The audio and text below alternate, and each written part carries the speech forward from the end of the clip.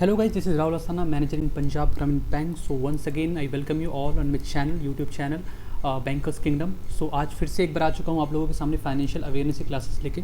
वैसे तो आज 20 तारीख है, ये क्लासेस मैंने लाने के बारे में सोचा था कि 18 तारीख को ये क्लासेस लाऊंगा। आप देख सकते हैं 18 मार्च दिख रखा है, बट कुछ कारणों से मैं क्लास ला नहीं पाया 18 मार्च को, एंड देन होली आ गई, तो फिर मैं आप लोगों को भी डिस्टर्ब नहीं करना चाहता था और मैं भी थोड़ा बिजी था। तो आज ये 20 मार्च को मैं क्लास ले रहा हूँ। तो आज 20 मार्च को हम डिस्कस करेंगे पिछले 5 दिनों के फाइनेंशियल अवेयरनेस के क्वेश्चन के बारे में, जिसमें कल के क्वेश्चंस और आज के क्वेश्चंस शामिल नहीं हैं। ठीक है, चलते हैं पहले क्वेश्चन की तरफ। आज के हमारा आज का क्वेश्चन है पहला कि which bank has hit by the highest number of bank frauds of रिस 1 lakh and more till April December financial year 2020।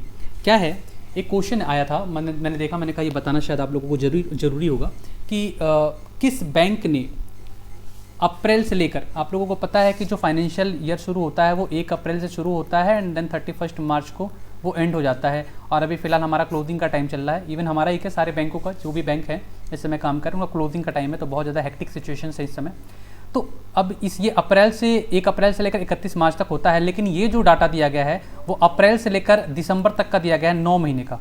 9 महीने का एनालिसिस दिया गया है कि 9 महीने में किस बैंक में सबसे ज़्यादा फ्रॉड हुए हैं, कितने का, 1 लाख या उससे ऊपर के कितने ज़्यादा फ्रॉड, किस बैंक में सबसे ज़्यादा फ्रॉड हुए हैं। ठीक है, तो इसके बारे में पूरी डिटेल में बात करते हैं, कौन सा बैंक है, क्या है, जो भी है। फिलहाल तो आप लोग देख सकते हैं यहाँ पे कि कोटक महिंद्रा बैंक है ऐसा बैंक जिसमें अप्रैल से लेकर दिसंबर, ये फाइनेंशियल ईयर 22 की बात कर रहा हूँ, यानी कि 2021 का जो 1 अप्रैल से लेकर 2021 का ही 31 दिसंबर, फाइनेंशियल ईयर हमेशा ऐसा होता है ना, 2021 2022 फिर 1 अप्रैल से 2022 से 2023 शुरू हो जाएगा, ऐसा होता है। तो इस फाइनेंशियल ईयर की हम बात कर रहे हैं, तो 21-22 की, इसलिए मैंने यहाँ पे फाइनेंशियल ईयर 2022 लिखा हुआ है।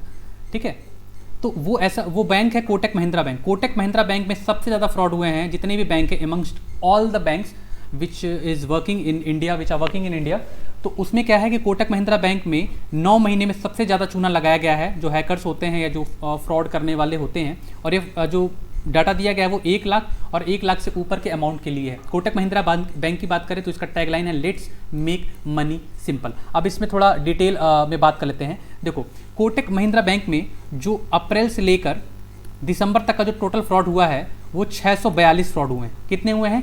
642 फ्रॉड्स हुए हैं। ठीक है, इसके एमडी का भी नाम बता देता हूँ तुमको, उदय कोटक हैं इसके एमडी। कोटक महिंद्रा बैंक के जो एमडी हैं वो हैं उदय कोटक, साफ करके लिख देता हूँ। ठीक है, इसके जो एमडी हैं, मैं लिखना भूल गया था, उदय कोटक जी हैं। ठीक है, तो अप्रैल से लेकर दिसंबर, ये जो फाइनेंशियल ईयर 2022 का था, इसमें 642 फ्रॉड के साथ कोटक महिंद्रा बैंक टॉप पे है। किस मामले में? फ्रॉड के मामले में। कितने के अमाउंट में के फ्रॉड हुए हैं? 1 लाख या उससे ज़्यादा के अमाउंट के फ्रॉड हुए हैं, उसमें ये टॉप पे है। ठीक है, अब हम कोटक महिंद्रा बैंक की बात कर लेते हैं कि पिछले 5 सालों में फ्रॉड का क्या इनका रेंज रहा है, कितना ज़्यादा फ्रॉड हुआ है। अगर मैं फाइनेंशियल ईयर 17 की बात करूं, फाइनेंशियल ईयर 18 की बात करूं, फाइनेंशियल ईयर 19 की बात करूं, देन 20 और पिछले फाइनेंशियल ईयर यानी कि 21 की बात करूं, तो 2017 में इसमें टोटल फ्रॉड हुए थे 135। ये 12 महीने का फ्रॉड है, 12 मंथ्स का। अभी जो हम डाटा डिस्कस कर रहे थे ये 9 महीने के फ्रॉड के बारे में है, जनवरी फरवरी मार्च, चूँकि मार्च खत्म नहीं हुआ है तो वो डाटा आएगा नहीं। तो अगर हम 12 महीने की बात करें तो 2017 में, जो 2017 का फाइनेंशियल ईयर था, उसमें 135 फ्रॉड हुए थे कोटक महिंद्रा बैंक में। 2018 में ये फ्रॉड बढ़कर 289 हो गया था। देन उसके बाद से फिर से ये इंक्रीज़ होता है, 383 हो गया था, 652 एंड देन लास्ट ईयर अगर बात करें तो 826, यानी लगातार इंक्रीजिंग ऑर्डर में ही रहा है आप देखेंगे तो। ठीक है, पिछले 5 सालों में कोटक महिंद्रा बैंक में फ्रॉड काफ़ी ज़्यादा हो गए हैं, और ऑब्वियस सी बात है कि जब आप डिजिटल बैंकिंग में उतरेंगे तो आपको फ्रॉड का सामना करना ही पड़ेगा, क्योंकि डिजिटल बैंक जब आप हर चीज़ का जो हैकर्स होते हैं, जो फ्रॉड करने वाले होते हैं, कुछ ना कुछ तोड़ निकाल लेते हैं। और डिजिटल बैंकिंग में थोड़ा आसान भी होता है, OTP एंड ऑल, वो अगर आप शेयर कर देते हैं तो फिर वो हो भी जाता है। कुछ सालों पहले मेरे साथ भी ऐसा ही फ्रॉड हुआ था। मैंने बताया था, मेरे फ्रेंड के साथ हुआ था, वो ATM पर फ्रॉड हुआ था। तो उन सब चीज़ों में कुछ नहीं कर सकते हैं आप, वो चीज़ें होनी है। अब वो हो सकता है कि 24 घंटे के अंदर अगर आप बैंक को इन्फॉर्म कर देते हैं तो फिर आप इन चीज़ों से बच सकते हैं। तो ये कोटक महिंद्रा बैंक के फ्रॉड की बात कर रहा हूँ मैं। 2017 में 135, 2018 में 289, 2019 में 383, 2020 में 652 और 2021 में 826। ये हो गया कोटक महिंद्रा बैंक की बात। फिलहाल अभी जो 9 महीने का डाटा पेश किया गया है उसमें 642 हो चुके हैं ऑलरेडी, अभी 3 महीने और बाकी हैं। 3 महीने में और ये इंक्रीज़ होगा। 642 तो हो ही रखे हैं, यानी कि जो 17, 18, 19 को तो ये क्रॉस कर चुका है। अब 2020 को बीट करने की देरी है, हो सकता है कर भी ले, 10 तो आई थिंक हो ही जाएंगे, बट देखते हैं कि यह 2020 के आंकड़े को ये क्रॉस कर 2021 के आंकड़े को क्रॉस कर पाता है कि नहीं, वो देखने वाली बात है। ठीक है, ये तो मैंने बता दिया कि सबसे ज़्यादा फ्रॉड के मामले में कोटक महिंद्रा बैंक फिलहाल टॉप पे हैं among all the bank which are working in India. तो फिलहाल इसको मिटा के मैं और आपको बता देता हूँ कि दूसरे नंबर पे, तीसरे नंबर पे और चौथे नंबर पे कौन है।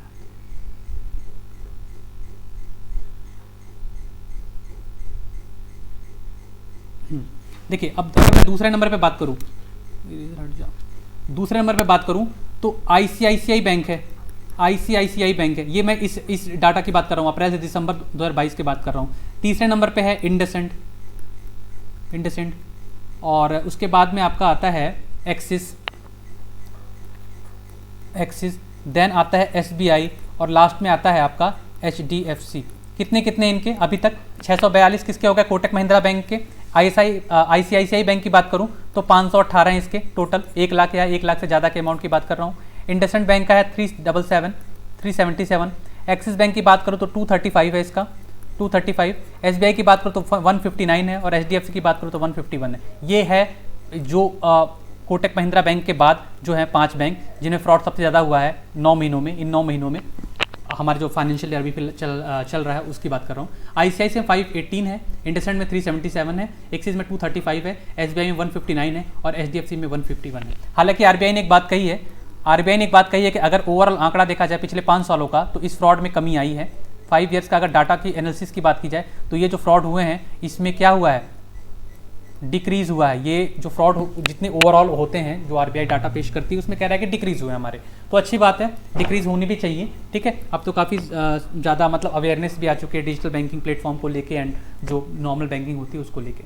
ठीक है, तो ये रहा आज की पहला क्वेश्चन आज का कि किस बैंक में सबसे ज़्यादा फ्रॉड हुए हैं अप्रैल से लेकर दिसंबर 2022 के फाइनेंशियल ईयर में 9 महीने में 1 लाख उससे ज़्यादा के। तो कोटक महिंद्रा बैंक टॉप पे है, 642 टोटल इसमें फ्रॉड हुए हैं। इसका टैगलाइन है लेट्स मेक मनी सिंपल, और इसके जो एमडी है वो है उदय कोटक जी। चलता हूँ अगले क्वेश्चन की तरफ। दूसरा क्वेश्चन है आज का कि recently RBI imposed penalty on how many banks, कितने बैंकों पे आरबीआई ने पेनल्टी लगाया है। ठीक है, अब यहाँ पे हमारे लिए 2 चीज़ें बन जाएंगी कि कितने बैंकों पे लगा है वो, क्यों लगा है वो, 2 चीज़ें बन गई, और कितने अमाउंट का लगा है, कितने बैंकों पे लगा है, क्यों लगा है, और कितने अमाउंट का लगा है। तो फिलहाल कितने बैंकों पे लगा है? वो 8 कोऑपरेटिव बैंक हैं। जैसा कि मैंने आपको पहले बता रखा है कि कोऑपरेटिव बैंक को अगर ढंग से ऑडिट किया जाए और बहुत सारी कमियां निकलेंगी, लेकिन चलो वो तो बात की बात है। फिलहाल 8 कोऑपरेटिव बैंक पे जुर्माना लगाया गया है, और इन 8 कोऑपरेटिव बैंक पे जो टोटल जुर्माना लगाया गया है वो लगाया गया 12,75,000 का। कितना लगाया गया है? 12,75,000 का टोटल जुर्माना लगाया गया है। अब मैं इन 8 बैंकों के बारे में बात करूंगा, इन बैंकों पे पेनल्टी क्यों लगाई गई है उस बारे में बात करूंगा, और इस बारे में बात करूंगा कितनी पेनल्टी लगाई गई, क्योंकि ये जो अमाउंट मैं लिख रहा हूँ ना, ये टोटल अमाउंट है 12,75,000। तो इंडिविजुअल बैंकों पे कितना पेनल्टी लगी है। तो आप लोगों से एक अनुरोध है कि सीट की पेटी बांध लीजिए और बड़े धैर्यपूर्वक अब अगले 8 बैंकों के नाम और क्यों लगाया गया है और भी बहुत सारी चीज़ें मैं डिस्कस करने वाला हूँ, उस चीज़ को सुनिएगा। चलिए पहले बैंक की बात करते हैं। उससे पहले मैं एक और चीज़ डिस्कस करना चाहता हूँ। मैं एक्सपोजर नॉर्म्स के बारे में डिस्कस करना चाहता हूँ। एक्सपोजर नॉर्म्स बता रहा हूँ क्यों इंपॉर्टेंट है, क्योंकि जब मैं इन 8 बैंकों के बारे में बात करूँगा तो बहुत सारे क्वेश्चन में आएंगे, बहुत सारे बैंकों के आगे आएंगे कि इनको एक्सपोजर नॉर्म्स की वजह से इन पे पेनल्टी लगाई गई है। तो एक्सपोजर नॉर्म्स डिस्कस कर लेते हैं, क्योंकि एक्सपोजर नॉर्म्स पता होगा तो आपको ये भी पता होगा कि ये इन्होंने क्या गलती की है, फिर मेरे को ज़्यादा डिस्कस करने की जरूरत नहीं होगी। देखो, एक्सपोजर नॉर्म्स में ना 2 कंपोनेंट्स आते हैं। एक्सपोजर नॉर्म्स में 2 कंपोनेंट आते हैं, एक होता है फंड बेस्ड, दूसरा होता है नॉन फंड बेस्ड। ठीक है, मैं डिस्कस करने जा रहा हूँ एक्सपोजर नॉर्म्स के बारे में। आरबीआई का एक्सपोजर नॉर्म है, इसके बारे में सर्कुलर भी आया था आरबीआई का, उसी के बारे में मैं डिस्कस करने जा रहा हूँ। फिलहाल मैं डिस्कस करूंगा एक्सपोजर नॉर्म्स के बारे में, जिसमें 2 कंपोनेंट्स आते हैं, एक होता है फंड बेस्ड, दूसरा होता है नॉन फंड बेस्ड। ये होते क्या बेसिकली नहीं बताऊंगा अभी, मैं इस क्वेश्चन की जब ये डिटेल में बता दूंगा उसके बाद में इसको बताऊंगा, तब आप समझ पाओगे। अगर अभी बताया ना तो आप समझ नहीं पाओगे। तो अभी हम डिस्कस करने जा रहे हैं कि एक्सपोजर नॉर्म्स है क्या। ठीक है, वो डिस्कस करता हूँ मैं। 1 मिनट में इसको मिटा देता हूँ, इसके लिए मेरे को अलग से भी चाहिए होगा। चलो मैं देख लेता हूँ, मैं यहाँ पे लिख देता हूँ एक्सपोजर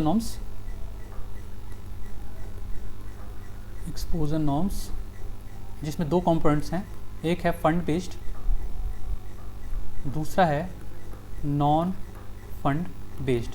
समझ जाओगे आप, ज़्यादा मुश्किल नहीं है। देखो क्या होता है ना, अगर ये एक बैंक है, ये एक बैंक है, ठीक है, मान लेते हैं ये एक बैंक है, राइटिंग उस पर मत जाना, आर्ट में मेरे नंबर कम रहे 10th में, तो इसमें मत जाना, ये बैंक मान लो, बैंक, ठीक है। अब यहाँ पे एक कोई कस्टमर आता है और कस्टमर ने अपनी डिमांड रख दी किसकी, लोन की। अब ऐसा तो है नहीं, चलो मैं मान लेता हूँ बहुत एलीट कस्टमर है, बहुत एलीट कस्टमर है, इसका सिविल बहुत तगड़ा है, सिविल भैया 800 लेके बैठे हुए हैं, ठीक है, एलीट कस्टमर है। मार्केट में पता किया गया तो ये पता चला कि भाई राजा हरिश्चंद्र के बाद अगर कोई पैदा हुआ है तो ये कस्टमर ही है, ठीक है, कस्टमर ही है। तो सब कुछ ओके मिलता है, सब कुछ पॉजिटिव मिलता है बैंक को। कस्टमर के बारे में जब वो एनालिसिस करते हैं तो पता चलता है कि सब कुछ पॉजिटिव है, कोई ऐसी रीज़न नहीं है जिसकी वजह से बैंक मना कर दे कस्टमर को। लेकिन अब इस कस्टमर ने मांगा मेरे को दे दो 10,000 करोड़, 10,000 करोड़, इंडिविजुअल बोरोवर की बात कर रहा हूँ मैं, इंडिविजुअल है, ऐसे ही कोई कस्टमर है जो अपना काम कर रहा है, फैक्ट्री वैक्ट्री है उसकी, इंडिविजुअल बोरोवर की बात कर रहा हूँ। 10,000 करोड़, क्या लगता है बैंक दे देगा ये 10,000 करोड़? बैंक को पता है ये पैसे वापस आ जाएंगे। मैं कह रहा हूँ कसम खा ली उसने, माँ की कसम खा ली, विद्या कसम खा ली उसने, लोहा चूम लिया उसने कि मैं दे दूंगा पैसे। क्या लगता है बैंक दे देगा? बैंक के कुछ प्रॉब्लम्स हैं, बैंक के कुछ रिस्ट्रिक्शंस हैं, बैंक के कुछ रूल्स एंड रेगुलेशन हैं, जी हैं। 10,000 करोड़ अगर उसने मांग दिया तो एक चीज़ बैंक के आड़े आएगी, वो आएगा एक्सपोजर नॉर्म्स। वो क्या होता है मैं बताता हूँ।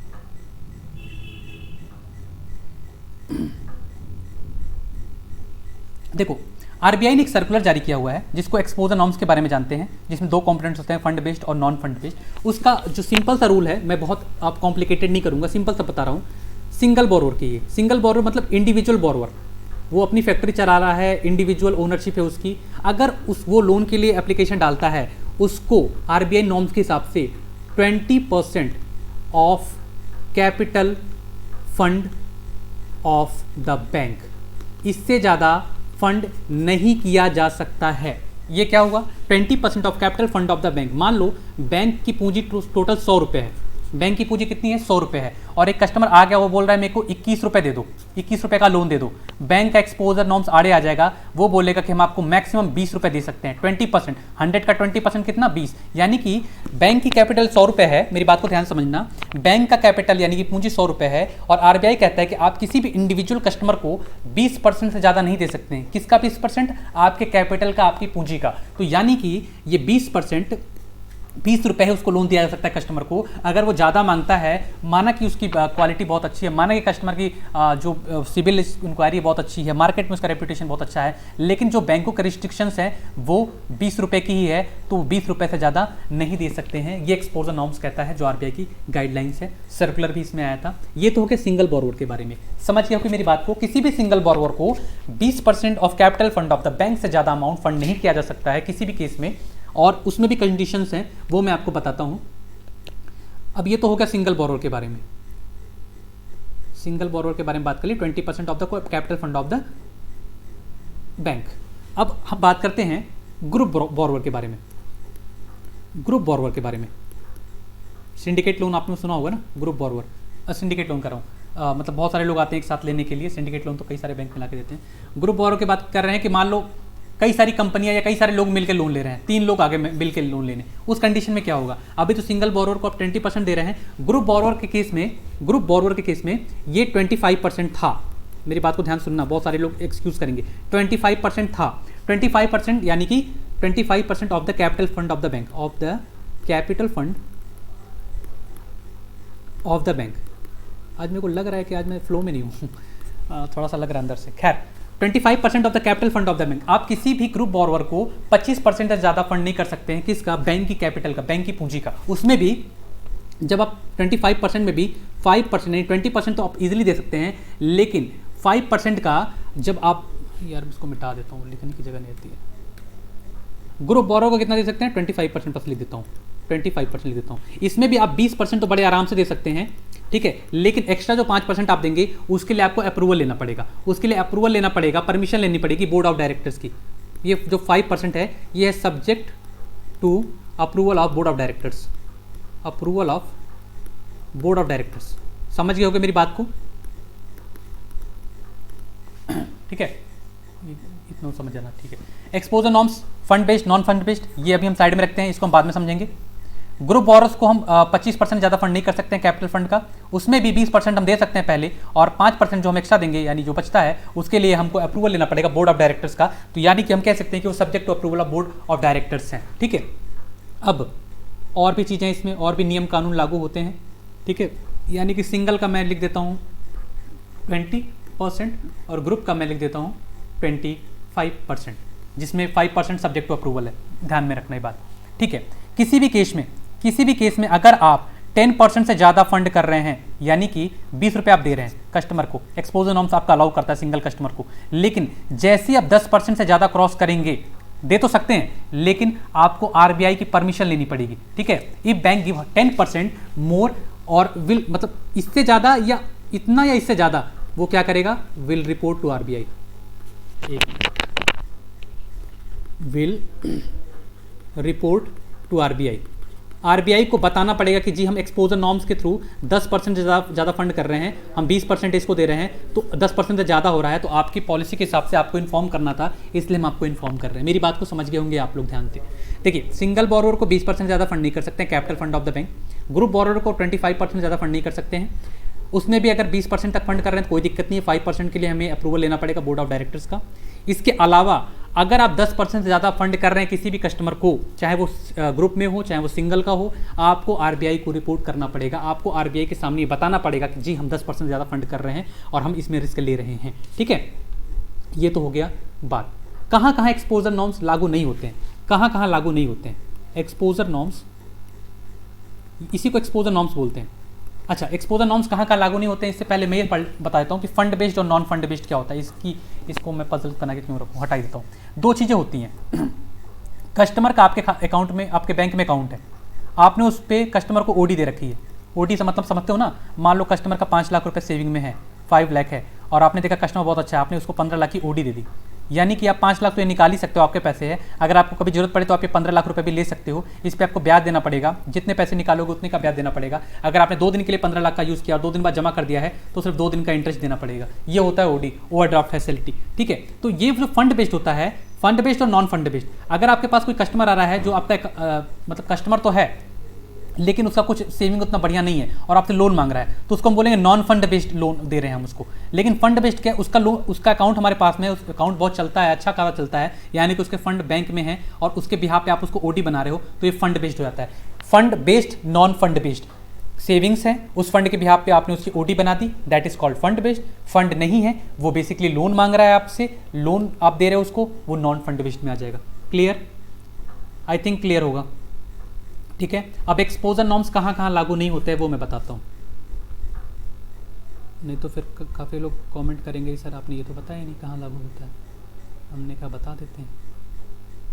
ठीक है, कहाँ कहाँ लागू नहीं होते हैं।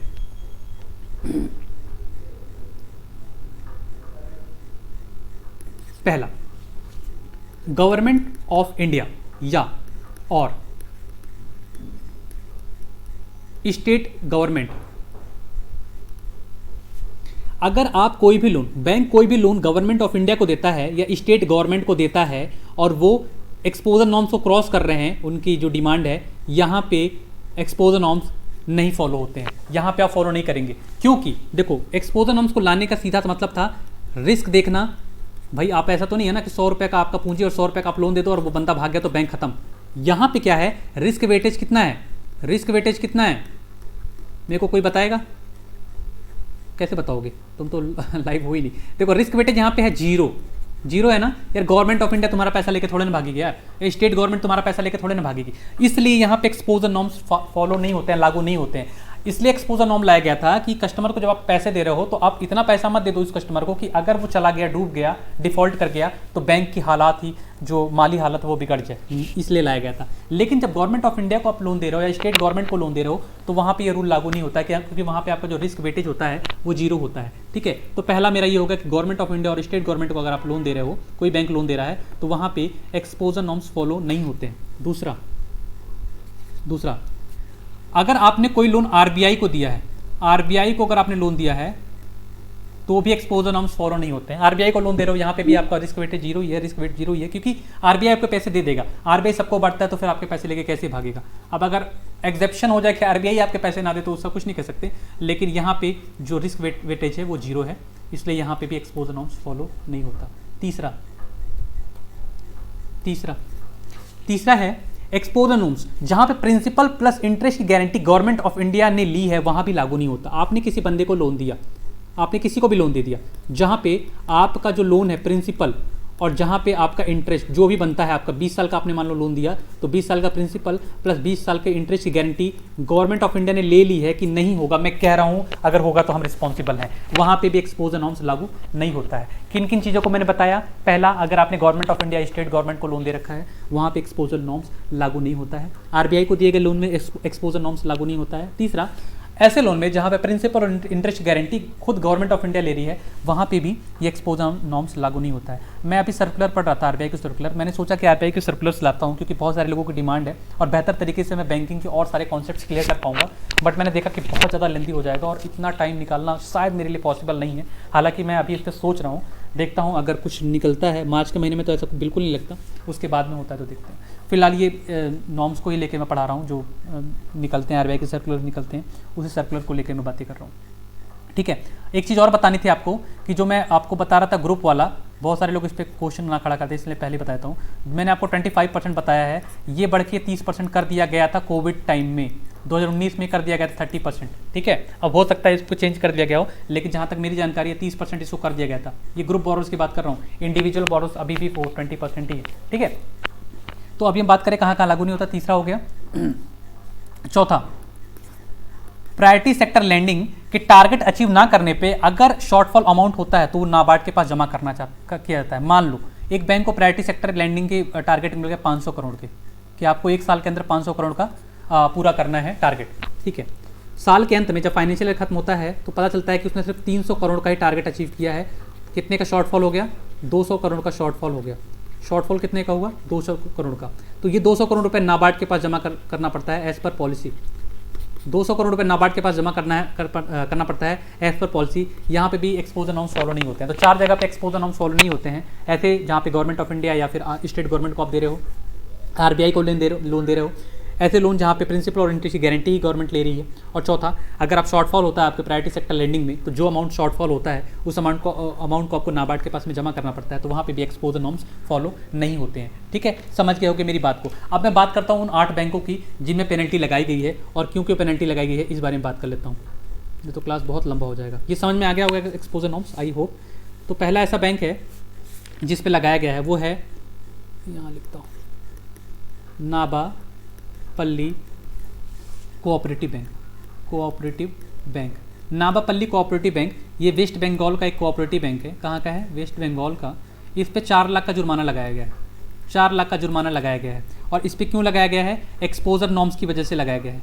एक्सपोजर नॉर्म्स की वजह से लगाया गया है, यानी कि इन्होंने एक्सपोजर नॉर्म्स को फॉलो नहीं किया। किसी कस्टमर को इन्होंने बहुत ज़्यादा लोन दे दिया हो या कुछ भी, या हो सकता है कि 10% से ज़्यादा फंड किया और आरबीआई को बताया ना हो, ठीक है, इंटीमेशन ना दी हो, तो इस वजह से इन पे लगाया गया है। कितने का? 4 लाख का। तो सबसे पहला बैंक है नाबापल्ली कोऑपरेटिव बैंक, वेस्ट बंगाल का है। दूसरे बैंक पे चलते हैं, चलता हूँ। दूसरा बैंक है Baghat urban cooperative bank. Baghat cooperative bank पे 3 लाख रुपए का जुर्माना लगाया गया। 3 लाख का जुर्माना लगाया गया है। इन्होंने क्या किया है? कंट्राडिक्शन हुआ है। जो बैंकिंग रेगुलेशन एक्ट होते हैं 1949 में, उसमें क्या है, कुछ ऐसे रूल्स हैं जिनमें इन्होंने फॉलो नहीं किया है, तो वो कॉन्ट्राडिक्शन हो गया। कॉन्ट्राडिक्शन यानी हितों का टकराव हो गया। ठीक है, कॉन्ट्राडिक्शन, ठीक है, तो हितों का टकराव हो गया है, उस वजह से इसमें लगाया गया है। 3 लाख का लगाया गया है। वैसे इसकी बात करूँ तो ये सोलन हिमाचल प्रदेश में पड़ता है, सोलन में ये हिमाचल प्रदेश का ये बैंक है। अगर गलत हुआ तो भूल चूक लेनी देनी, वैसे मेरे को लगता है हिमाचल प्रदेश में ये बैंक है, Baghat urban cooperative bank. 1949 banking regulation act 1949 के कुछ सर्टेन रेगुलेशंस को फॉलो नहीं किया है, जिससे कॉन्ट्राडिक्शन हुआ है और इस वजह से इस पर लगाया गया है जुर्माना। तीसरे बैंक की बात करता हूँ।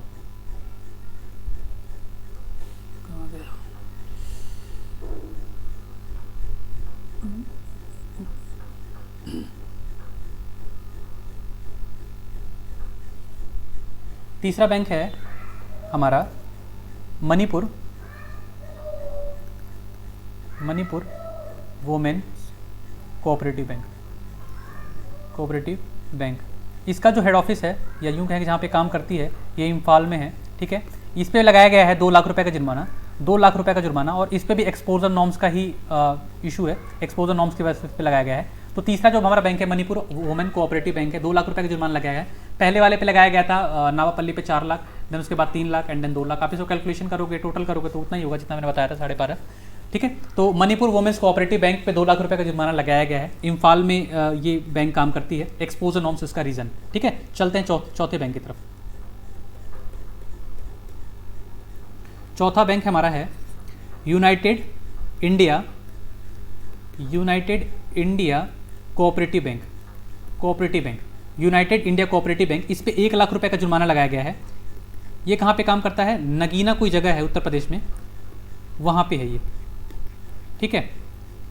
इसने भी क्या किया है, बैंकिंग रेगुलेशन एक्ट के सर्टेन रूल्स को फॉलो नहीं किया है, बैंकिंग रेगुलेशन एक्ट के सर्टेन रूल को फॉलो नहीं किया है 1949 का जो है। तो इस पे 1 लाख रुपए का जुर्माना लगाया गया है। नगीना उत्तर प्रदेश में ये काम करती है, चौथा बैंक है। 5वें पे चलता हूँ, जल्दी जल्दी बता रहा हूँ, बहुत डिटेल में नहीं जा रहा हूँ क्योंकि बहुत सारे क्वेश्चन हैं तो बहुत लंबा वीडियो हो जाएगा। 5वां बैंक है जिला सहकारी केंद्रीय बैंक मर्यादित, ये भी कोऑपरेटिव बैंक है, ठीक है। जिला सहकारी केंद्रीय बैंक मर्यादित कहाँ पे है ये? मध्य प्रदेश में ये बैंक है, मध्य प्रदेश में है। इस पे भी लगाया गया है 1 लाख रुपए का जुर्माना, इस पे भी 1 लाख रुपए का जुर्माना लगाया गया है। इसको क्यों लगाया गया है? इन्होंने भी बैंकिंग रेगुलेशन एक्ट को अनफॉलो किया है, या यूँ कह लें कि बैंकिंग रेगुलेशन एक्ट के कुछ सर्टेन जो प्रोविजंस होते हैं उसको फॉलो नहीं किया है। उसको कॉन्ट्रैक्ट होता ही है कोऑपरेटिव बैंक में। आप देखोगे ना कि बैंकिंग के टर्म्स का, बैंकिंग के रूल्स का बहुत ज़्यादा, सबसे ज़्यादा मिस कहते हैं ना, सदुपयोग नहीं करते हैं, दुरुपयोग करते हैं। कुछ है ही नहीं, रूल्स एंड रेगुलेशन है ही नहीं। इसीलिए मैं कहता हूँ कि भाई अभी कोऑपरेटिव बैंक में ना थोड़ा सा टाइम आ गया है कि उनके लिए कुछ अलग से बनाया जाए, कोई समिति बनाई जाए, इनमें ध्यान दिया जाए, ठीक है। वो आरबीआई देखेगी, अपना काम है बताना। अगर कभी आरबीआई ने अपने पैनल में बिठाया तो हो सकता है बता दें। खैर, 6वां है अमरावती मर्चेंट्स कोऑपरेटिव बैंक। 5वां बैंक का कौन सा? 6वां बैंक कौन सा है? Amravati merchants cooperative bank. Maharashtra में काम करता है। कहाँ पे? महाराष्ट्र में काम करता है। इस पे लगाया गया है 50,000 रुपये का, ठीक है, ज़्यादा नहीं लगाया गया है, 50,000 रुपये का लगाया गया है। तो इन्होंने क्या किया था, फ्रॉड, इनको क्यों लगाया गया ये बताता हूँ। देखो, फ्रॉड क्लासिफिकेशन एंड रिपोर्टिंग, ये बैंकों का एक काम होता है, इस बारे में बता देता हूँ। देखो, जब भी कोई फ्रॉड होता है ना बैंक में, या कोई एनपीए गया, कोई डिफॉल्टर गया, तो उसको ना आरबीआई को बताना होता है कि भैया ये फ्रॉड कर गया हमारे साथ में, और उसको रिपोर्ट करना होता है आरबीआई को। इन्होंने वो नहीं किया, भूल गए, या जिनको दिया था जिम्मेदारी वो भूल गए, या कुछ भी हो सकता है, कोई भी रीज़न हो सकता है। तो इन्होंने फ्रॉड का क्लासिफिकेशन ही नहीं किया और इसको रिपोर्टिंग भी नहीं की, तो दोनों वजह से इन पर भी लगाया गया 50,000 रुपये का जुर्माना। 6वां बैंक है अमरावती मर्चेंट, ठीक है। 7वां बैंक कौन सा है? 7वां बैंक है फैज मर्केंटाइल कोऑपरेटिव बैंक। ये कहाँ पे है? ये है नासिक में। इस पे लगाया गया है 25,000 रुपये का जुर्माना, 25,000 रुपये का जुर्माना लगाया गया है, ठीक है। इसमें क्या है, इन्होंने बोर्ड ऑफ डायरेक्टर्स में कुछ दिक्कत की है, बोर्ड ऑफ डायरेक्टर्स की जो मीटिंग होती है उसमें कोई दिक्कत की है, बोर्ड ऑफ डायरेक्टर की मीटिंग है, एंड देन एक्सपोजर नॉर्म्स भी है, ठीक है। इसकी वजह से इस पर 25,000 रुपये का जुर्माना लगाया गया है। जो 7वां बैंक हमारा Faiz mercantile cooperative bank Nashik, 25,000 का जुर्माना लगाया है। बोर्ड ऑफ डायरेक्टर्स की मीटिंग में कुछ दिक्कत हुई है, एंड एक्सपोजर नॉर्म्स को फॉलो नहीं किया इन्होंने, ठीक है। 8वां और आखिरी बैंक है जो आज का, उस बारे में बात करते हैं।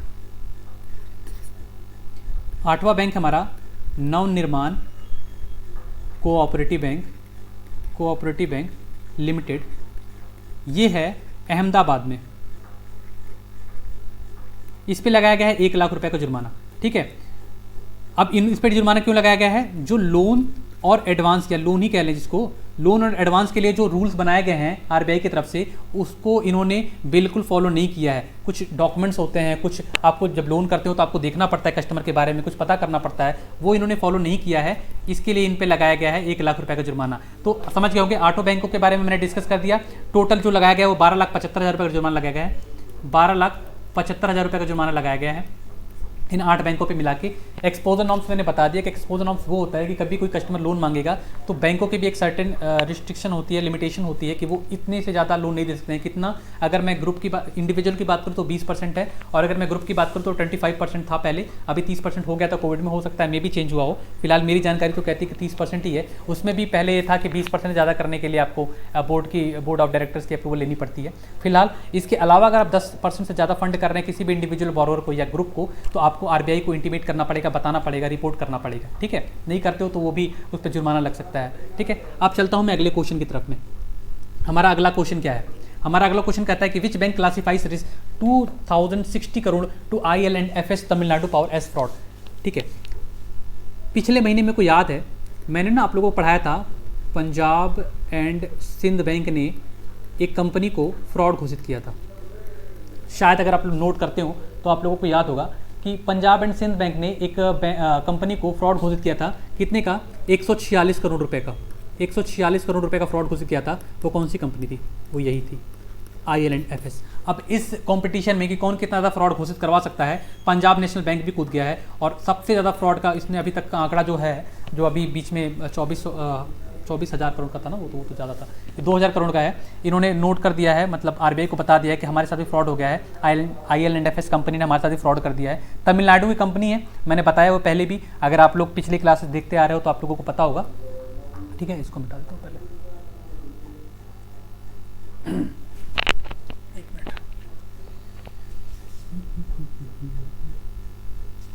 अब IL&FS की बात करें तो थर्मल पावर प्रोजेक्ट के एरिया में काम करती है, थर्मल पावर प्रोजेक्ट के एरिया में काम करती है। ठीक है, और इसने पंजाब एंड सिंध बैंक का भी काटा 146 करोड़ रुपए का, और पंजाब नेशनल बैंक का भी काट दिया। ये कह रहा है पंजाब से रिलेटेड जितने लोग होंगे उनका काटेंगे हम। ठीक है, तो इस क्रम में अब तो कोई बैंक बचता नहीं है, अब जो सबका कोऑपरेटिव बैंक हो पंजाब के, तो उनके कटे। फिलहाल पंजाब नेशनल बैंक का कट चुका है, 2060 करोड़ का फ्रॉड घोषित कर दिया है इसने, पंजाब नेशनल बैंक ने। और आरबीआई को क्या भेज दिया है? आरबीआई को FR भेज दिए। FR क्या होती है? देखो FR ही बता देता हूँ। FR का फुल फॉर्म होता है फ्लैश रिपोर्ट। FR का फुल फॉर्म क्या होता है? Flash report. जब भी कोई कंपनी फ्रॉड घोषित होती है, जब भी कोई बैंक किसी कंपनी को या किसी व्यक्ति को फ्रॉड घोषित करता है, तो within a week bank की एक रिस्पॉन्सिबिलिटी होती है। बैंक की एक रिस्पॉन्सिबिलिटी होती है कि वो आरबीआई को FR सबमिट करे। FR मतलब फ्लैश रिपोर्ट। इसमें क्या क्या होता है वो भी बताता हूँ, लेकिन ये याद रखो कि जब भी कोई कंपनी या कोई इंडिविजुअल बोरोवर फ्रॉड घोषित होता है, बड़ा फ्रॉड जो होता है, तो उसमें क्या होता है? आरबीआई को FR सबमिट करना होता है, आरबीआई के पास में FR सबमिट करना होता है, जिस बैंक में भी फ्रॉड हुए हैं उस बैंक के थ्रू। ठीक है, उस बैंक को करना होता है। अब FR में क्या क्या चीज़ें होती हैं वो मैं बताता हूँ। FR में होता है सबसे पहले नेचर ऑफ फ्रॉड। जो पॉइंट्स होते हैं उस बारे में बात करते हैं। FR में क्या होता है? Nature of fraud. हालांकि ये बताने की कोई जरूरत तो मेरे को लगती नहीं, ये तो इतना डीपली कहाँ ही जाएगा कोई। देखो, नेचर ऑफ फ्रॉड होता है, सबसे पहला तो नेचर ऑफ फ्रॉड होता है कि किस प्रकार का नेचर है, मतलब इंटेंशनली है, नॉन इंटेंशनली है। अब आप जरूरी नहीं कि हर बार जो डिफॉल्टर हो वो इंटेंशनली डिफॉल्ट हो रहा हो सकता है उसकी मजबूरी हो, वो चाहता हो पे करना लेकिन कर नहीं पा रहा हो किसी रीजन से। ठीक है, दूसरा है नेम ऑफ द ब्रांच और ऑफिस। किस ब्रांच से ये हुआ है? Name of the branch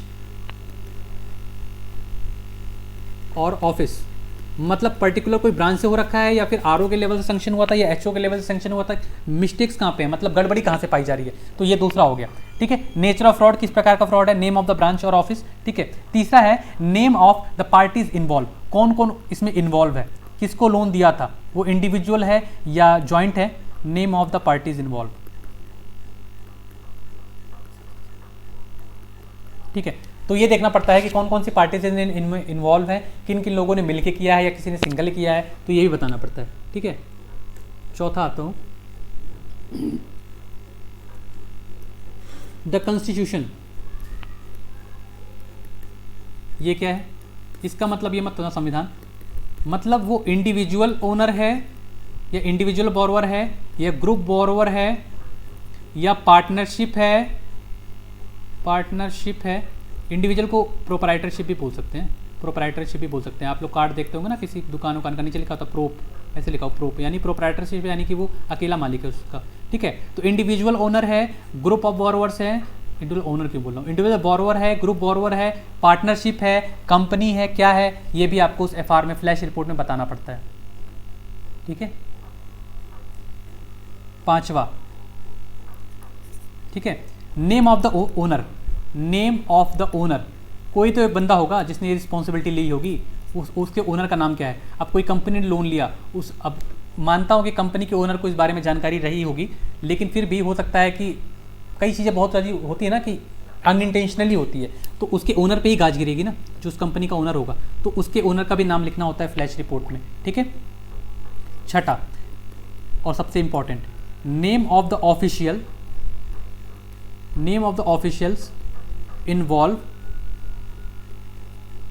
and lodging of complaint. ये बैंक को अपने ही जो इम्प्लॉयज़ होते हैं ना उनके बारे में देना पड़ता है कि वो कौन कौन से ऑफिशियल इन्वॉल्व थी इस लोन को करने में, किन किन लोगों ने इसकी सीआर चेक की थी। सीआर मतलब होता है कि उसके पूरे डेटा को, पूरे रिकॉर्ड को चेक किया था कि इसको लोन देना चाहिए कि नहीं, ठीक है। और कंप्लेंट लॉन्च किया गया है, कब किया गया है, कितना टाइम हुआ था, कहीं ये डिले नहीं है, किन किन लोगों ने कंप्लेंट लॉन्च किया है, ये सारी चीज़ें जो होती हैं वो एफआर में होती है, एफआर में मेंशन होती है फ्लैश रिपोर्ट में, जो कि जब भी कोई फ्रॉड होता है बैंक में तो within a week RBI को सबमिट करनी पड़ती है। फिलहाल इस क्वेश्चन की बात करें तो पंजाब नेशनल बैंक ने 2060 करोड़ रुपए का फ्रॉड घोषित किया है IL&FS तमिलनाडु को, जो कि थर्मल पावर प्रोजेक्ट के क्षेत्र में काम करती है, एरिया में काम करती है, ठीक है। चलता हूँ अगले क्वेश्चन की तरफ। अगला क्वेश्चन है, which bank launched green deposits program, किस बैंक ने ग्रीन डिपॉजिट्स प्रोग्राम लॉन्च किया है, ठीक है। उस बैंक का नाम है DBS बैंक। DBS का फुल फॉर्म है development bank of Singapore, DBS, ठीक है, सिंगापुर का बैंक है।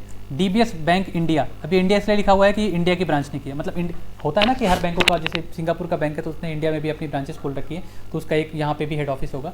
तो वो DBS बैंक इंडिया ने ग्रीन डिपॉजिट्स प्रोग्राम खोल रखा है। DBS बैंक की बात करूँ तो हेड ऑफिस इसका सिंगापुर में है, और इसकी जो फिलहाल CEO हैं वो पीयूष गुप्ता जी हैं। कि मैं सिंगापुर वाले पीयूष गुप्ता की बात कर रहा हूँ जो सिंगापुर में हेड ऑफिस है, ठीक है। इसके जो ओवरऑल CEO इंडिया की बात नहीं कर रहा हूँ, ठीक है। अभी क्या है, ये ग्रीन डिपॉजिट्स प्रोग्राम क्या होगा।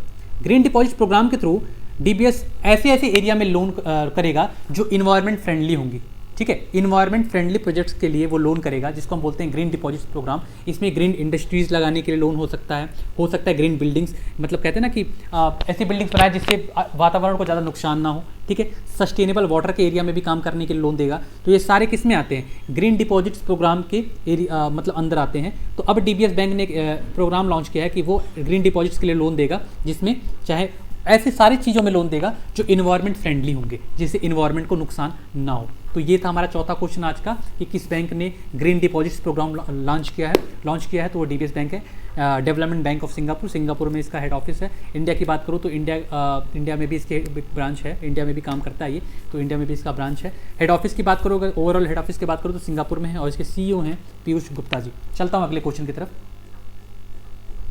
अगला क्वेश्चन हमारा आज का कि which company ties up with IMGC to offer home loan of 5 to 75 lakhs। किस कंपनी ने IMGC के साथ में एक टाई अप किया हुआ है, IMGC के साथ में टाई अप किया हुआ है 5 से 75 लाख की होम लोन देने के लिए, होम लोन HL बोल सकते हैं इसको।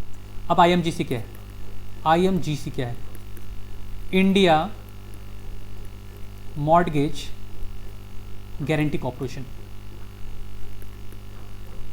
एक संस्था है जो कि गारंटी लेती है कि अगर आप लोन देते हो और डिफॉल्टर होता है तो हम बैठे हैं, है ना, आपके मॉडल्स की गारंटी हम लेते हैं। तो Piramal capital and housing finance ने एक टाई अप किया है कि पीरामल के 5 से 75 लाख के जितने भी होम लोन होंगे, 5 से कम नहीं, 75 से ज़्यादा नहीं, 5 से 75 के बीच में, इन बिटवीन जो भी लोन होंगे वो अब इसके साथ में टाई अप किया है IMGC के साथ में, यानी कि अब पीरामल सेफ जोन में है। अब अगर पीरामल के लोन डिफॉल्ट होंगे तो IMGC के थ्रू वो कवर होंगे। इस कंपनी का काम ही यह है कि जो भी मॉर्टगेज लोन होते हैं वो कवर करता है। पीरामल के जुड़ने से पहले 17 कंपनियों के साथ में, 17 बैंकों के साथ में टाई अप कंपनी बोल लेते हैं, टाई अप करके चल रहा था, यानी कि इनके जो भी लोन होते थे वो IMGC के थ्रू प्रोटेक्ट रहते थे। कल की डेट में अगर वो लोन डिफॉल्ट हो गया तो पैसे बैंक के डूबते नहीं थे, वो इंडियन मॉर्टगेज गारंटी कॉर्पोरेशन के थ्रू मिल जाते थे, ठीक है। अब इसमें दोनों चीज़ें हैं, अभी जो 5 से 75 लाख का लोन देगा इसमें दो चीज़ें हैं, ये सैलरीड को भी मिलेंगी, ये सैलरीड वाले इंसान को भी मिलेंगी और सेल्फ एम्प्लॉय भी बोल सकते हैं ना, सेल्फ एम्प्लॉयड को भी मिलेंगी, ठीक है। सैलरीड और सेल्फ एम्प्लॉयड दोनों के लिए ये लागू होगा। जो 5 से 75 लाख का लोन देगा वो सैलरीड और सेल्फ एम्प्लॉयड दोनों के लिए लागू होगा। पीरामल का जो एम है वो ये है, वो अपने 10 से 12% का जो बिजनेस है वो ग्रो करना चाहती है फाइनेंशियल ईयर 2023 में। यानी कि 2022 और 2023 का जो फाइनेंशियल ईयर होगा 1 अप्रैल 2022 से लेकर 31 मार्च 2023 तक का, पीरामल ने टारगेट किया है कि अब हम जो है अपने बिजनेस को 10 से 12% तक ग्रो करेंगे। ग्रो कर भी सकता है, क्योंकि जब आप लोन दे रहे हो और पीछे देखो आप तैयारी कर रहे हो, ठीक है, अब आप तैयारी कर रहे हो, आपको पता है कि अगर मेरा कुछ नहीं हुआ तो फिर ज़िंदगी भर यही काम करना पड़ेगा, और कोई आपके कंधे पे हाथ रख के आके हाथ रख दे कि मैं हूँ, अगर तू ये नहीं करेगा तो मैं तेरे साथ में हूँ, कुछ ना कुछ तो तेरा करवा दूंगा, तो आप और कॉन्फिडेंटली काम करने लगते हो। तो सेम यहाँ पे भी ये चीज़ लागू होती है। पीरामल अब लोन देगा और जब खुल के लोन बांटेगा उसको पता है अगर फ्रॉड हुआ तो ये है ही IMGC कंपनी है ही, उसके थ्रू मेरा जो अमाउंट है वो प्रोटेक्ट हो ही जाएगा, तो दबा के लोन दे सकता है। तो टारगेट इन्होंने यही रखा है कि 10 से 12% तक का इंक्रीमेंट मिलेगा इनको अपने बिजनेस में जब ये फाइनेंशियल ईयर क्लोज होगा 2022 और 23 का, ठीक है। जो इस प्रोजेक्ट का नाम रखा गया है, दोनों के जो टाइप किया है उसका रखा गया है गृह सेतु होम लोन रखा गया है। गृह सेतु होम लोन। अब ये मत कर देना ये गलत स्पेलिंग लिखी है, GRUH ही है और GRUH ही मेंशन किया गया है, ठीक है। तो गृह सेतु ही मैं पढ़ रहा हूँ, उसको हो सकता है कुछ और भी पढ़ा जा रहा हो, बट गृह सेतु होम लोन इसका नाम रखा गया है और इसके थ्रू अब पीरामल जो है लोन करेगा। फिलहाल पीरामल के 300 से ज़्यादा ब्रांचेस हैं इंडिया में और वो होम लोन के एरिया में काफ़ी अच्छा काम कर रहा है। 300 से ज़्यादा 300+ ब्रांचेस हैं इसकी ओवरऑल इंडिया में। IMGC के बारे में बता दिया है कि इंडिया की पहली ऐसी कंपनी है जो मॉर्गेज की गारंटी लेती है, यानी कि अगर कुछ भी हो गया गलती तो जिस भी बैंक के साथ ये टाइप करेगा उस बैंक को पूरा हर्जाना देगा। इस IMGC को रेगुलेट करने का काम करती है RBI, ठीक है। RBI इसके लिए नियम कानून बनाती है और डायरेक्टली रेगुलेट करती है, ठीक है। चलता हूँ अगले क्वेश्चन की तरफ।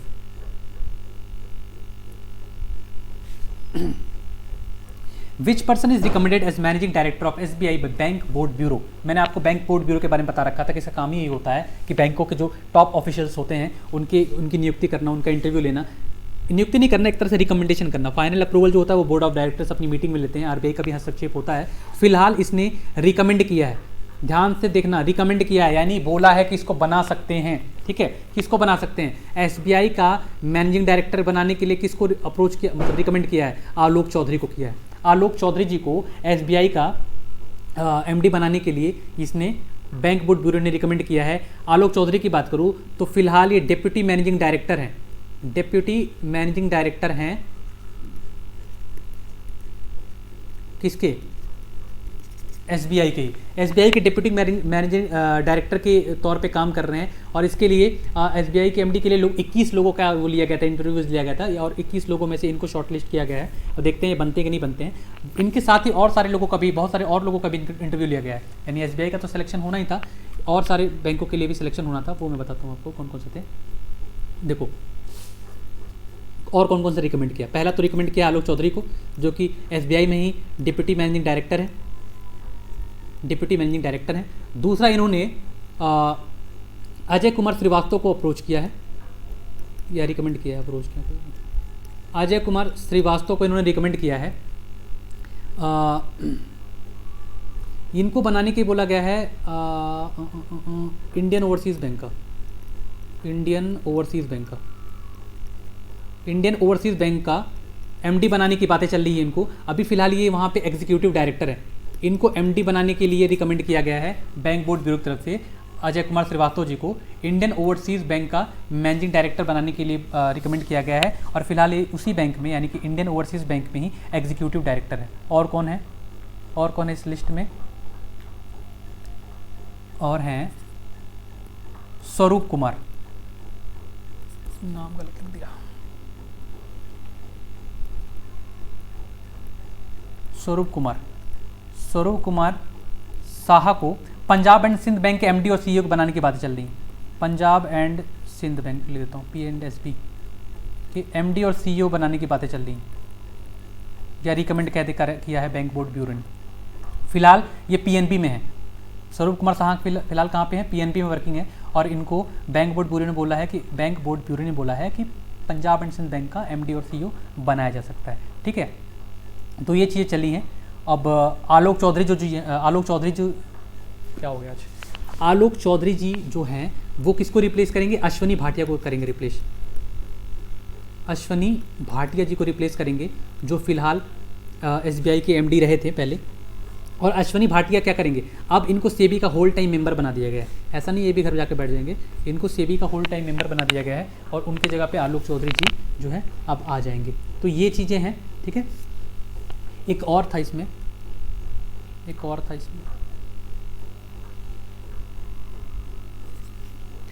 केनरा बैंक के जो एग्जीक्यूटिव डायरेक्टर हैं, केनरा बैंक के जो एग्जीक्यूटिव डायरेक्टर हैं, उनको यूनियन बैंक ऑफ इंडिया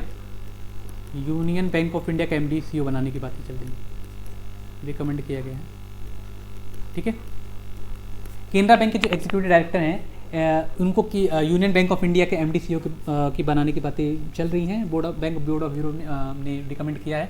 हालांकि देखो ऐसा होता है कि जब बैंक बोर्ड ब्यूरो रिकमेंड करता है तो 90% केसेस में वही बंदा ही जो है उस पोस्ट में काबिज होता है, उसी को बनाया जाता है, क्योंकि फिर ज़्यादा लोग वो नहीं करते हैं, बैंक ज़्यादा माथापची नहीं करते हैं, क्योंकि फिर बैंक बोर्ड ब्यूरो की भी तो बातें माननी है ना, और आरबीआई की भी तो बातें माननी है। तो फिलहाल आलोक चौधरी जी को एसबीआई का मैनेजिंग डायरेक्टर बनाने के लिए रिकमेंड किया है, किसने, बैंक बोर्ड ब्यूरो के ने किया है। अभी ये वहाँ के बोर्ड ऑफ डायरेक्टर्स देखते हैं क्या मीटिंग में क्या डिस्कस होता है, आरबीआई भी इसमें अपना राय देगा, देखते हैं, कुछ दिनों में न्यूज़ आ ही जाएगा, बता ही दूंगा आप लोगों को। अगला क्वेश्चन है, recently RBI allows 3 month extension to which banks interim CEO. हाल ही में आरबीआई ने किस बैंक के सीईओ को 3 महीने के लिए एक्सटेंशन दे दिया है, तो उस बैंक का नाम है आरबीएल बैंक। आरबीएल बैंक के राजीव आहूजा जी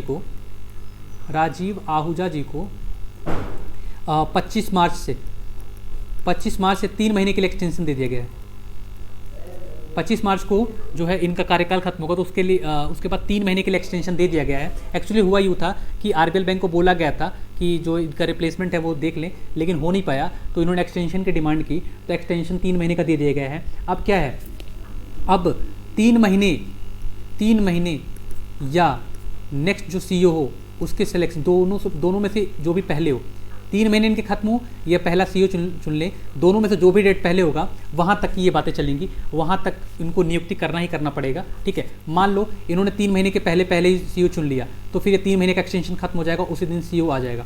और अगर मान लो सीईओ नहीं चुन पाए तो 3 महीना जिस दिन भी खत्म हो रहा है, 25 मार्च, 25 अप्रैल, मई, जून, 25 जून से पहले इनको खोजना ही पड़ेगा रिप्लेसमेंट, ये आरबीआई ने कहा है, ठीक है। तो अभी आरबीएल बैंक के जो राजीव आहूजा जी हैं, सीईओ हैं, इंटरिम सीईओ, उनको 3 महीने का एक्सटेंशन दे दिया गया है, जो कि 25 मार्च से इफेक्टिव होगा, 2022 से 3 महीने के लिए चलेगा, और 3 महीने या नया सीईओ, दोनों में से जो भी पहले होगा वो उसको माना जाएगा, ठीक है। अगले क्वेश्चन पे चलता हूँ। Which bank signs MOU with business France. हाल ही में किस बैंक ने मेमोरेंडम ऑफ अंडरस्टैंडिंग साइन किया है बिजनेस फ्रांस के साथ में। बिजनेस फ्रांस जो है फ्रांस में काम करती है, वहाँ के एक्सपोर्ट पे काम करती है, वहाँ पे इंटरनेशनल इन्वेस्टमेंट देखती है, तो बहुत अच्छी बात है। भारत का पहला ऐसा बैंक है कोटक महिंद्रा बैंक, जिसने बिजनेस फ्रांस के साथ में टाई अप किया है, और इससे बहुत फ़ायदा होगा। फ़ायदा ये होगा कि हो सकता है भारत में बिजनेस आए, बिजनेस फ्रांस की तरफ से बिजनेस क्रिएट हो सकती है, जॉब क्रिएट हो सकती है, और कोटक महिंद्रा बैंक भी अपने पैर पसार रहा है, वो भी फ्रांस के थ्रू अब मिल के काम करेगा, ठीक है। ये MOU मैं बता रहा हूँ फिर से, ये MOU फ्रांस के साथ करने वाला कोटक महिंद्रा बैंक पहला बैंक है, ठीक है। तो इससे क्या होगा, मैंने बताया कि अब बिजनेस फ्रांस के साथ में काम करेगा, हो सकता है कि फ्रांस का जो है मतलब यहाँ पे भी इन्वेस्टमेंट हो, कोटक महिंद्रा बैंक भी फ्रांस में इन्वेस्ट करेगा, वहाँ के आइडियाज़ लेगा, ठीक है, क्योंकि फ्रांस आपको पता ही है कि एक डेवलपमेंट कंट्री है, तो उस हिसाब से उसका फ़ायदा ले सकता है, ठीक है। इसमें ज़्यादा कुछ बताने लायक था नहीं। कोटक महिंद्रा बैंक का टैगलाइन आपको पता है, लेट्स मेक मनी सिंपल। अब चलता हूँ अगले क्वेश्चन की तरफ, जो कि आज का आखिरी क्वेश्चन है। अगला क्वेश्चन है कि which bank was adjudged as the Asian bank of the year 2021। किस बैंक को 2021 का Asian bank of the year घोषित किया गया है। एडजस्ट मतलब होता है घोषित करना, तो किस बैंक को 2021 का Asian bank of the year का अवार्ड दिया गया है या घोषित कर दिया गया है। एक्सिस बैंक, इंडिया का तीसरा लार्जेस्ट प्राइवेट सेक्टर बैंक है ये, इंडियाज थर्ड लिख देता हूँ, third largest private sector bank है। इसके परफॉर्मेंस की वजह से 2021 का जो ये फाइनेंशियल ईयर खत्म हुआ था, उसके परफॉर्मेंस की वजह से इसको Asian bank of the year का खिताब दिया गया है। बहुत अच्छा काम करती है इस एक्सिस बैंक की बात करूँ, सिर्फ इंडिया में ही नहीं, इंडिया के बाहर भी बहुत सारी जगहों पे, बहुत सारे कंट्रीज़ में इसके ब्रांचेज हैं जहाँ पे अच्छा काम कर रही है। तो एशिया की बात करूँ, अगर एशिया में इसके परफॉर्मेंस को देखते हुए इसको 2021 के फाइनेंशियल ईयर का Asian bank of the year का खिताब दिया गया है, ठीक है। अब अगला है क्वेश्चन, कुछ नहीं, थैंक यू मेरी तरफ से, थोड़ा सा लेट हो गया इस बार पेपर को लेने, पेपर कह रहा हूँ क्लास लेने को, आज फ्लो में भी नहीं लग रहा हूँ बिल्कुल, और मन भी नहीं था आज लेने का, लेकिन मैंने कहा कि बहुत ज़्यादा लेट हो गया तो फिर ले ही लेते हैं क्लास। तो चलिए अब अगली क्लास देखते हैं, बहुत जल्दी मिलेंगे, बहुत सारे क्वेश्चन डिस्कस करेंगे। और फिर से मैं बोल रहा हूँ कि आरबीआई सर्कुलर को देख रहा हूँ मैं, अगर मेरे को लगा सही, मेरे को लगता है कि मैनेज हो जाएगा टाइम, तो मैं आरबीआई सर्कुलर्स भी लाऊंगा, क्योंकि अगर इतना बता रहे हैं तो फिर आरबीआई सर्कुलर भी तो पढ़ा ही सकते हैं, नॉट अ बिग डील। तो फिलहाल इन्हीं शब्दों के साथ देता हूँ अपनी वाणी को विराम, और मिलता हूँ 2-4 दिन के बाद फिर से फाइनेंशियल अवेयरनेस कुछ क्लासेस को लेकर। तब तक के लिए bye bye, see you and sayonara.